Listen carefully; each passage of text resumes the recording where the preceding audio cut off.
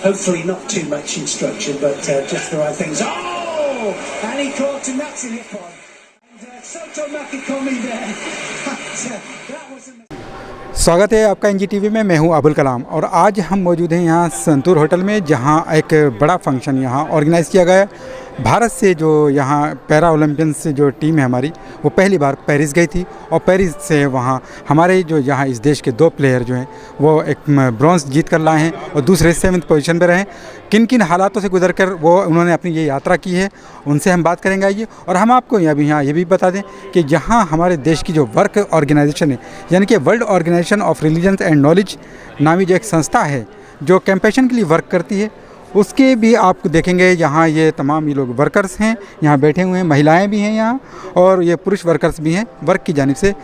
यहाँ वर्क ने इन लोगों को जो है अवार्ड भी दिए और इस यहाँ गिफ्ट भी इनको दिए, इस बात के लिए कि जो जिस तरह से इन्होंने देश का नाम रोशन किया है और देश के लिए ये लोग इन लोगों ने बड़ा काम किया। तो सबसे पहले हम यहाँ इन प्लेयर से बात करेंगे।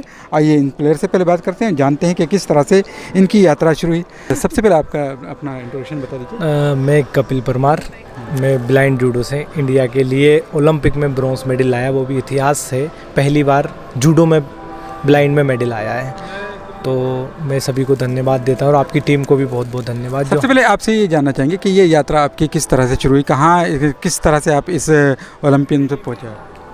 आप तो बहुत ज़्यादा डीप में जा रहे हो वो तो बहुत पुरानी बात है। जब मुझे एक्सीडेंटली केस हुआ था, करंट लगने से मेरे बहुत ज़्यादा प्रॉब्लम आ गई थी। मैं 6 से 7 महीने कोमा में भी रहा था कि उस समय मेरी माँ ने मुझे नलकी से दलिया चम्मच से पानी पिला के बहुत मतलब वेट भी मेरा 50 किलो से 25 किलो गिर गया था। बहुत ज़्यादा डॉक्टर को दिखाते थे तो बोलते थे पैदल चलाया करो, इसके हाथ पैर नहीं चलते हैं।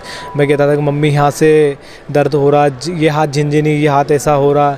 बोले बेट इसको करंट फैल गया, करंट कहीं ना कहीं से निकलेगा। तो वो मेरे हाथ में लगा था यहाँ पे, तो ये उंगली सीधी नहीं होती, पैर की उंगली नहीं चलती, 2-3 चीज़ें करंट का इफेक्ट है। तो उसकी वजह से फिर 1-2 साल गया, क्योंकि बचपन में पापा हमारे पहलवान थे, अखाड़ा था घर में गांव में, चाचा और पापा। तो उनको देख देख के हम बचपन से रस्सा चढ़ना, यहाँ जाना वहाँ जाना, तो मतलब चुलबुलापन था बचपन से। अब वो पंप पे करंट लगने के बाद मुझे नहीं पता चला मेरे साथ क्या हुआ। फिर 2013 में मुझे बहुत हेवी नंबर का चश्मा लगा, -6-7 का। तो मैंने वो चश्मा लगाया, फिर वो चश्मा लगाते चश्मे के नंबर बढ़ते फिर वो चश्मा निकल गया। फिर मुझे बहुत ही कम दिखता, 10 से 20% कि हाँ मैं चल फिर पाता हूँ थोड़ा बहुत। और रात में तो मैं सर का ही सहारा लेता हूँ, कोई ना कोई सहारा चाहिए। दिन में थोड़ा बहुत तो मैं चल लेता हूँ, रात में मुझे सहारे की ज़रूरत पड़ती है।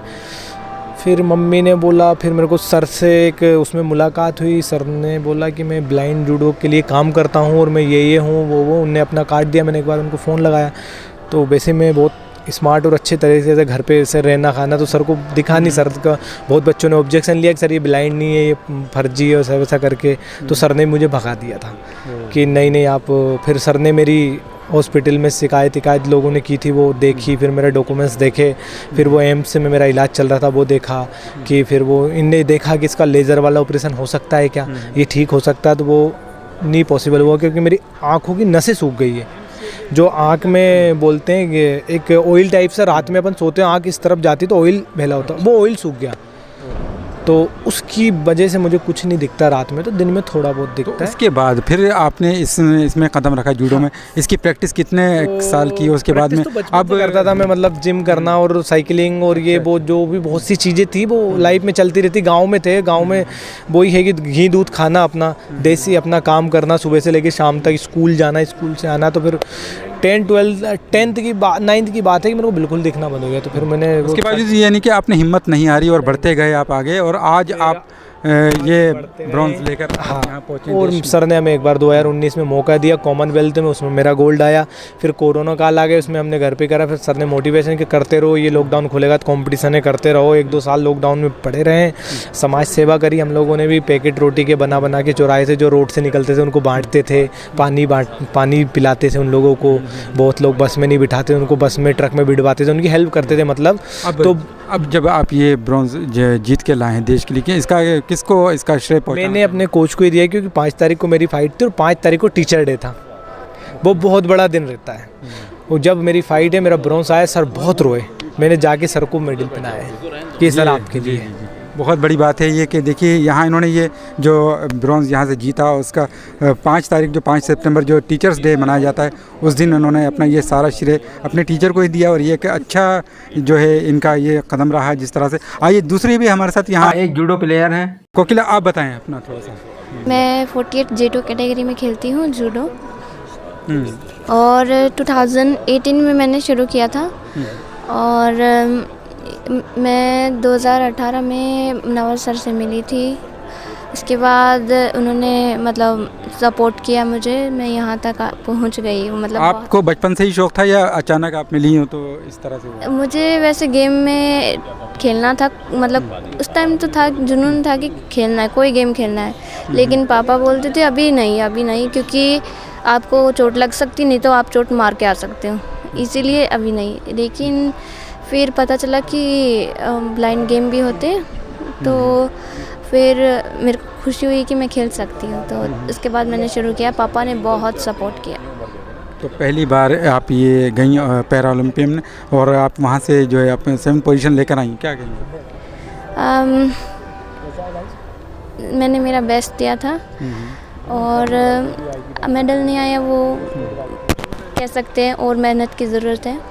आगे क्या प्लान है आपका, किस तरह से और आगे बढ़ना चाहिए? अभी मेरा फोकस पैरा एशियन गेम्स है, जिसमें मैं पूरा 100% करूँगी। ओके, ठीक है, थैंक यू। तो ये हैं यहाँ कोकिला जो बता रही थी कि इन्होंने जिस तरह से शुरुआत की, इनका भी एक लंबा सफ़र रहा, और उसके बाद में इन्होंने यहाँ 7th पोजीशन में रही, आगे ये और आगे जाना चाहती हैं। तो अब हम आपको इनके फादर जो हैं जो यहाँ प्लेयर बैठे हैं कोकिला के, सबसे पहले उनसे बात करेंगे। आप बताएं किस तरह से आपका स्ट्रगल रहा कोकिला को यहाँ तक पहुँचाने का? क्योंकि मेरी बड़ी बेटी उस स्पोर्ट्स में आ गई थी, जूडो में, नॉर्मल जूडो में, तो सफलता शर्मा। उसके बाद जो है इसका रुझान भी ये हो गया कि मैं भी स्पोर्ट्स में ही आऊँगी, क्योंकि विजिबिलिटी प्रॉब्लम की वजह से इसको एकेडमिक प्रॉब्लम आ रही थी, जिसकी वजह से जो है मुझे भी फील हो रहा था कि भाई ये एकेडमिक के लिए तो जो आगे नहीं बढ़ सकती। IQ अच्छा है, ठीक है, लेकिन प्रॉब्लम थी। नॉर्मल स्कूलों में इसको पढ़ाया, तो फिर बाद में इसको स्पोर्ट्स में डाल दिया, तो वहाँ इसने जो है फर्स्ट टाइम ही जो है मतलब नेशनल में गोल्ड मेडल लिया। उसके बाद हमने पीछे मुड़ के नहीं देखा, अब तक 7 गोल्ड मेडल लगातार आ चुके हैं। मतलब एक तरफा जो है चैम्पियन है, नेशनल चैम्पियन है। अब देखो पैरा एशियन गेम्स में भी जो इसने ब्रॉन्ज मेडल लिया, बड़ी मेहनत की है। मुनावर अंजार सर हैं, उनके मार्गदर्शन में, और मतलब सभी कोचेज हैं, देशी विदेशी, तो काफ़ी जहाँ से हमें लगा कि भाई जो है कोचिंग ट्रेनिंग की ज़रूरत है। लेकिन मुख्य तौर पे हमारा जो फोकस रहा वो मुनावर अंजार सर ही रहे, क्योंकि उनकी गाइडेंस में होता है जो भी। कहीं भी मान ली 1 महीने का ब्रेक है तो कहाँ जाना, क्या करना है, सारा वर्कआउट। तो अभी ये है कोकिला लगी है, ईमानदार है, मेहनती है। आपको किस तरह का फील हो रहा है कि एक लड़की आपके यहाँ, और लड़की होते हुए फिर दूसरी तरफ ब्लाइंड, इस तरह से ये वहाँ से जीत कर आती हैं, क्या किस तरह फील करते हैं? हाँ, ये मेरा तो देखो पहला मकसद तो यही थी इच्छा कि भाई ये ओलंपियन कहलाए, प्रोबेबल ओलंपियन की बजाय ओलंपियन कहलाए। तो उसके बाद जो है भाई उसमें क्वालिफाई करे, और वहाँ क्वालिफाई करेगी तो मेडल लेके आएगी, यही था मेरा। चलो मेडल नहीं आ पाया, कोई भी वजह रही हो, लेकिन ये है कि भाई इसने अपना बेस्ट दिया। मैं खुश हूँ इसकी परफॉर्मेंस से। आप एक बार कोकिला की फ़ाइट जो है, 2 फाइट्स मिली थी इसको, दोनों मतलब आप देखो तो ज़रा, मतलब इसने कोई कसर नहीं छोड़ी अपनी, तो बेस्ट किया इसने। जो भी जो इसकी मतलब ट्रेनिंग थी उस हिसाब से जो तक पहुँचना और बेस्ट किया, और फिर 7th पोजीशन लाना, ये भी बहुत बड़ी ये बहुत बड़ी बात है। हाँ, बहुत ही, मतलब ये तो एक इतिहास रचा है कि कोई ओलंपियन जो है, और वो कोकिला है। वो मतलब अगर जीके में कोई क्वेश्चन आएगा कि महिला जो है खिलाड़ी, जूडो खिलाड़ी कौन सी है जिसने फर्स्ट ओलंपियन है, वो कोकिला है। अगर जो है कोई क्वेश्चन आएगा मेडल किसका है, तो कपिल परमार का। तो ये एक इतिहास रच दिया दोनों बच्चों ने। दोनों अच्छे बच्चे हैं मेरे, बड़े। कपिल परमार भी मेरा अच्छा मतलब वो है, बेटा है, तो मेरे उनको बल्कि प्यार से चाचा बोलते हैं। तो यहाँ जो है देश भर में इसका जो स्वागत किया जा रहा है, यहाँ वर्क संस्था भी आज यहाँ पहुँची है और उनका स्वागत कर रही है, और उनको किस तरह का देखते हैं आप? नहीं देखो, कोई भी चाहे NGO है या कोई ऐसा सोशल वेलफेयर करने वाली कोई भी संस्था है, अगर ऐसा करती है तो इससे क्या होता है, समाज में एक मैसेज आता है कि भी ये जो है एक अच्छा काम कर रहे हैं। और ख़ास करके जो डिफरेंटली एबल्ड हैं उनको भी वो जो है मोटिवेट कर रही है। तो खुद जो खिलाड़ी है, जिसको मोटिवेट किया जा रहा है, जिसको जो है प्रोत्साहन दिया जा रहा है, उसको कहीं ना कहीं फील होता है कि देखो कोई है हमारी खबर लेने वाला भी, हमारे को भी कोऑपरेट करने वाला, हमारे को भी सम्मानित करना, बड़ा अच्छा फील होता है। इससे एनर्जी मिलती है, पॉजिटिविटी आती है। हाँ, ये इम्यूनिटी के, मैं तो कहता हूँ कि इम्यूनिटी के लिए अच्छा काज है। बिल्कुल, हम भी आप कामना करेंगे कि आपके जो बच्चे हैं और आगे बढ़ें और देश का नाम रोशन करें। अब नेक्स्ट जो पर्पज़ है कि भाई पैरा एशियन गेम्स आ रहे हैं 2026 में, तो वहाँ पे मेडल आए, 100% मेडल आए। मतलब गोल्ड के लिए उम्मीद करेंगे, बाकी चाहे सिल्वर ही आ जाए हम, लेकिन यह है कि आएगा, श्योर आएगा। अच्छा, दूसरा की कामना है आपके पैरालंपिक, नेक्स्ट पैरालंपिक में भी जो है इसका मेडल आए हैं। अच्छा, उम्मीद तो है कि गोल्ड की, क्योंकि अगर पैरा एशियन गेम में इसका गोल्ड आया तो वहाँ भी गोल्ड ले लेगी, मुझे पता है। तो बस यही है दुआ कि भाई कोकिला जो वर्ल्ड चैंपियन में। बिल्कुल बिल्कुल सर, सही बात है आपकी। तो अब यहाँ जो इस टीम के साथ जो है आयशा मैडम भी हैं, उनसे जानेंगे। आप क्या कहेंगे मैडम, किस तरह का देखती हैं?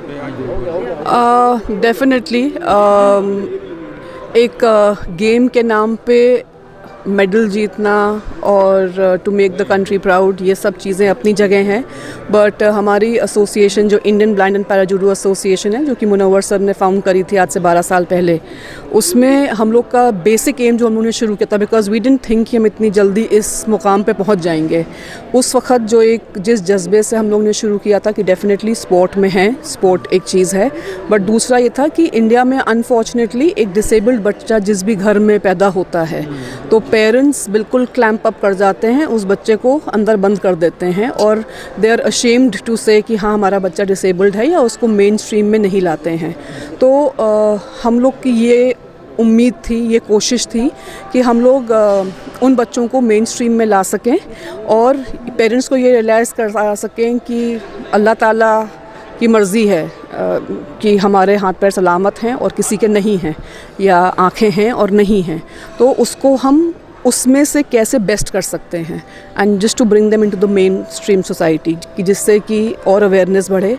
एंड जैसे हमारी एकेडमी में I am very proud to say कि विजुअली इम्पेयर्ड बच्चे, डेफ एंड डम बच्चे practice with the normal judo के प्लेयर्स।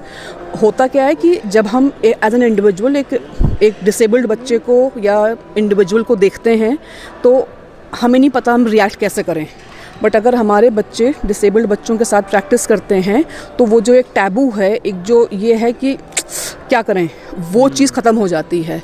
तो हम लोग का तो टाइम आई वुड से गुज़र रहा है बहुत तेज़ी से, और अब next generation need to feel collaborated with the specially abled children, कि और ये हमारे बच्चों को हम सिखाएंगे तो वो चीज़ और अच्छी हो जाएगी। So there should be no difference, जितना ज़्यादा हम लोग कर सकते हैं। बड़ी बात है कि आपकी जो एकेडमी है ख़ास तौर से ये काम कर रही है कि उनमें हौसला आए और वो आगे बढ़ें, देश के लिए जी कुछ करें। और जो डिसेबल्ड बच्चे हैं उनको भी लगता है कि if we can fight with the normal children, और हमारे यहाँ ऐसा होता है कि जो डिस्ट्रिक्ट या स्टेट चैम्पियनशिप्स होती हैं उसमें डेफ बच्चे को गोल्ड मेडल मिल रहा है और नॉर्मल को सिल्वर मिल रहा है, ऐसे ही विजुअली इम्पेयर्ड को गोल्ड मिल रहा है और नॉर्मल बच्चे को ब्रॉन्ज मिल रहा है। तो वो उनके लिए भी कितनी बड़ी हौसला अफजाई होती है कि we are nowhere less than them. So इंशाल्लाह हम सिर्फ पैरालंपिक का मेडल हमारा एम नहीं है, हमारा सोसाइटी में चेंज एंड इंक्लूसिविटी वो हमारा एम भी है।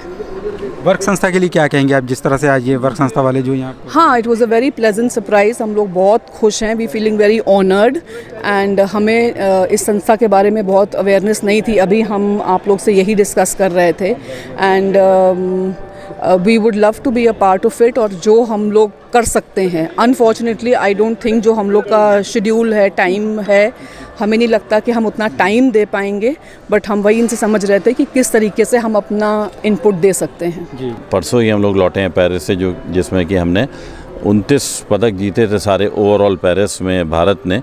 उसमें से एक पदक हमारा भी था ब्रॉन्ज मेडल के रूप में, जो कि हमारे कपिल परमार जो कि मध्य प्रदेश के रहने वाले हैं और J1 कैटेगरी में खेलते हैं, जो है उसमें उन्होंने ब्रॉन्ज़ मेडल भारत के लिए जीता। ये पहला पदक है जो भारत को आज तक किसी भी ब्लाइंड स्पर्धा में या फिर जूडो में, ब्लाइंड या नॉर्मल जूडो में ओलंपिक में मिला हो। तो अब जो हम आखिर में वर्क के जो यहाँ दिल्ली चैप्टर के जो इंचार्ज हैं उनसे बात करेंगे हम। क्या कहेंगे आप आज जो ये जो यहाँ अवार्ड लेकर जो देश का नाम रोशन करते हुए यहाँ पहुँचे हैं और ये लेकर आए? देखिए, हमारा स्लोगन है सतयुग जब शुरू होगा भारत विश्व गुरु होगा। इसके लिए हम जो है पिछले जो है 35-37 सालों से जो है प्रयास कर रहे हैं और आज हमें लग रहा है कि भारत जो है विश्व गुरु होगा।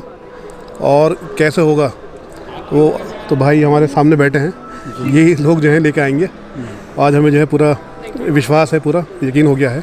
यूथ को एक अलग सी सोच करना पड़ेगी थोड़ा सा। यूथ को, जो यूथ दूसरी तरफ दौड़ रहा है, नशों की तरफ, ड्रग्स की तरफ जो जा रहा है, उसे अच्छी सोच में आना चाहिए। मंदिर हो या मस्जिद हो, कोई भी इंसान हो, मंदिर भी उसे जाना चाहिए, मस्जिद भी उसे जाना चाहिए। पहली बात तो मंदिर मस्जिद तो अलग, इंसान अच्छा होना चाहिए, मेरी बात ये है। तो उसी बात से मैं ये कहना चाहूँगा कि सबको अपना टाइम अपनी जगह देना चाहिए। थोड़ा सा समाज से भी की तरफ भी आपको आना चाहिए कि सबकी हेल्प करना चाहिए। आजकल हमने देखा रोड पे एक्सीडेंट हो जाता है तो लोग पड़े रहते, कोई नहीं उठाते हैं, और उन्हें उठाना चाहिए।